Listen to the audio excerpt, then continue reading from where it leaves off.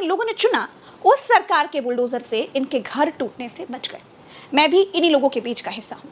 बतौर पत्रकार मैं अकबर नगर के लोगों की मदद करने में नाकाम रही, लेकिन अबरार नगर, पंत नगर, रहीम नगर, खुर्रम नगर, इंद्रप्रस्थ नगर के लोगों के घर श्मशान में बदलने से बच गए हैं। सबसे बड़ा धन्यवाद तो हमारा उल्टा चश्मा टीम को है, प्रज्ञा जी को है, उनकी पूरी टीम को। मैं उल्टा चश्मा को धन्यवाद कहना चाहूँगी, जो इतनी धूप में मीडिया वाले आए और हम लोग से पूछे, उनके लिए बहुत बहुत धन्यवाद। देखिए, पहले धन्यवाद उल्टा चश्मा वाले जी को देना चाहते हैं, और मैं आपका भी शुक्रिया अदा करना चाहूँगा उल्टा चश्मा न्यूज़ का, जो लगे रहे हमारे साथ और हम लोग के साथ दिन रात इन कड़ी धूप में, और इन आप लोगों की वजह से, हम लोगों की वजह से ये मेहनत रंग रही है। तो देखिए, यहाँ पे बहुत उत्साह का एक अलग ही माहौल देखने को मिल रहा है। लोग पटाखे जला रहे हैं, हर्षोल्लास का माहौल है। और आप लोगों के सपोर्ट से आज बच्चों के चेहरे पे, जैसा आप खुद देख रहे हैं कि खुशी के आंसू हैं, इससे बड़ी बात हमारे आपके बीच में नहीं हो सकती है। और ख़ासकर उल्टा चश्मा यूसी को धन्यवाद कहना चाहूँगा, क्योंकि उन्होंने हमारा बहुत साथ दिया और मीडिया ने दिखाया कि वो चौथा स्तंभ है। बहुत बहुत शुक्रिया उल्टा चश्मा, उन्होंने हर हमारी बात पहुंचाई। इतिहास में कई ऐसे राजा हैं जिन्होंने जब जब जनता पर सख्ती में रियायत दी तो लोगों ने उसे उसकी महानता समझा, बड़प्पन माना, उदारता माना। कई राजाओं का राज करने का ये स्टाइल रहा कि लोगों को इतना दबाओ कि वो जिंदा रहने को ही जिंदगी समझ ले, इतना डरा दो कि सांस लेने को ही जीवन जीने का तरीका मान ले, राजा का उपकार मान ले बस।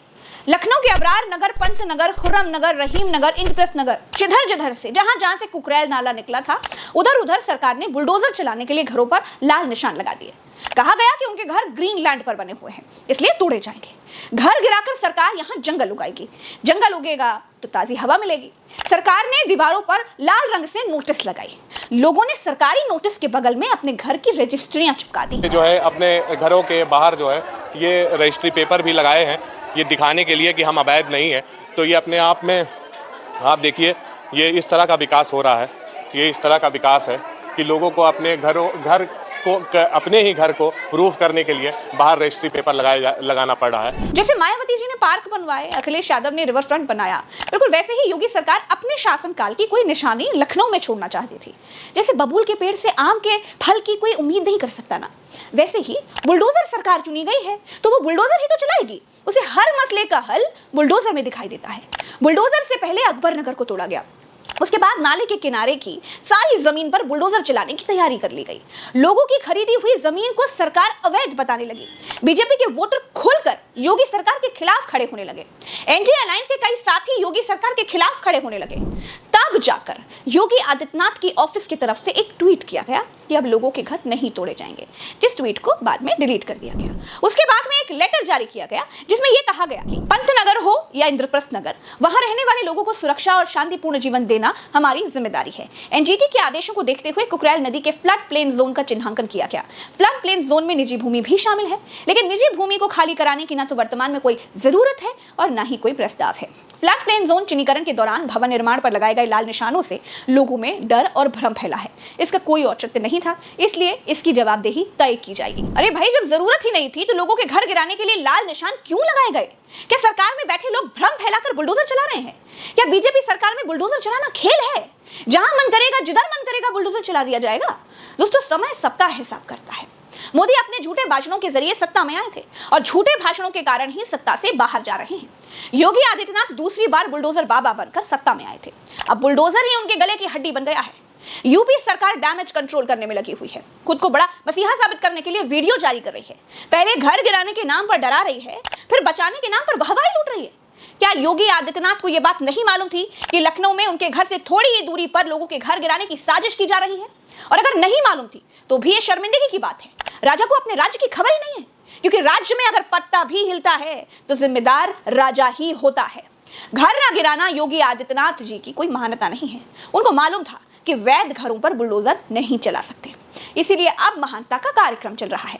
अब लोगों का उस वक्त का भी दर्द देखिए जब सरकारी लोग घर गिराने के नाम पर लोगों को धमका रहे थे। पुलिस लोगों के घरों पर लाल निशान लगवा रही थी। पर यहाँ वैध है, सब अवैध नहीं है। सब लोग, दो छोटे छोटे बच्चों के सबकी रजिस्ट्री है, पानी बिल है, हाउस टैक्स है, हर चीज है। क्योंकि ये बेघर होकर सब कहाँ जाएंगे। आज यहाँ के लोग अपनी रजिस्ट्री दिखा रहे थे, नक्शे के कागज दिखा रहे थे। उनका सवाल था कि रजिस्ट्री हमारे पास है तो फिर हमारे घर अवैध कैसे हुए। एलडीए का नक्शा है 24 साल पहले यानी 2001 में यहाँ पर इन्होंने पास करके हमको दिया है, ठीक है। एलडीए का नक्शा है, पास करा पे उसके बाद सीवर पड़ी हुई थी। जब ये दो चीजें थी तो हम कैसे इसको गलत जमीन को समझे, नहीं समझे और हमने जमीन ले ली और बना लिया। ये एलडीए ने पास करके दिया तो हमने घर बनाया है, पहले नहीं बनाया है। पंतनगर में लोगों ने अपने घरों पर रजिस्ट्री के कागज चिपका दिए, महिलाएं प्रदर्शन कर रही थी। तो देखिए आज पंतनगर की महिलाएं जो हैं वो शांतिप्रिय तरीके से यहाँ पर एक गांधी जी के तीनों बरदरों के माफिक जो संदेश गांधी जी देना चाह रहे थे, आज वो साफ तौर पे आपको ये महिलाएं देती हुई दिख रही हैं। घर की बात है, आशियाने की बात है और ये इसी तरह अपना आंदोलन कर रही हैं। तो अपने आप में ही ये बहुत बड़ी एक तस्वीर है जो दिख रही है। दोस्तों, सिंचाई विभाग ने यहाँ सर्वे का काम किया था। यहाँ रहने वाले लोगों ने सर्वे के विरोध में ट्रांस गोमती संघर्ष समिति बनाई है। यहाँ के लोगों का कहना था कि उनके पास कागज हैं, दस्तावेज हैं, वो बिजली का बिल दे रहे हैं और अब वो इंसाफ के लिए कोर्ट भी जाएंगे। मालिकाना हक ये है कि जो अकबर नगर में हुआ था वो नजरुल की जमीन पे था, मालिकाना हक प्रूफ नहीं हो पाया था। लेकिन यहाँ पे ये खसरा खतौनी है, इस पे मालिकाना हक प्रूफ होता है। दुनिया के किसी भी कोर्ट में हम चले जाएं, हिंदुस्तान की जुडिशरी पे हमें फुल भरोसा है और उसमें ये हमारा मालिकाना हक प्रूफ होगा, ठीक है। और जिस दिन हमारा मालिकाना हक प्रूफ होगा कोर्ट में तो ना ये एलडीए ले सकती है ना कोई ले सकता है। लोग सवाल पूछ रहे थे सरकार से कि अगर ये कॉलोनी अवैध है तो यहाँ के लोगों को बिजली, पानी, सीवर जैसी सुविधाएं आखिर क्यों दी गई? यहाँ जितनी सड़कें बनी हैं, जो भी विकास के काम हुए हैं, उनके शिलापटों पर नेताओं के नाम क्यों लिखे हैं भाई? लखनऊ से सांसद और रक्षा मंत्री राजनाथ सिंह, सुरेश खन्ना, आशुतोष टंडन, संयुक्ता भाटिया के नाम लिखे हुए हैं। अगर कॉलोनी अवैध है तो यहाँ विकास के काम क्यों किए गए? तो यहाँ से देखिए एक सुपरिटेंडिंग इंजीनियर यूपीपीटीसीएल के ये इंजीनियर हैं, उनका ये घर है। फिर इधर आप देखेंगे तो ये 39 मीटर अंदर की तरफ ये पूरा तोड़ा जाएगा। तो हर जगह निशान यहाँ पे लगा दिए गए हैं। खुर्रम नगर में भी लोगों के घर गिराए जाने की तैयारी थी।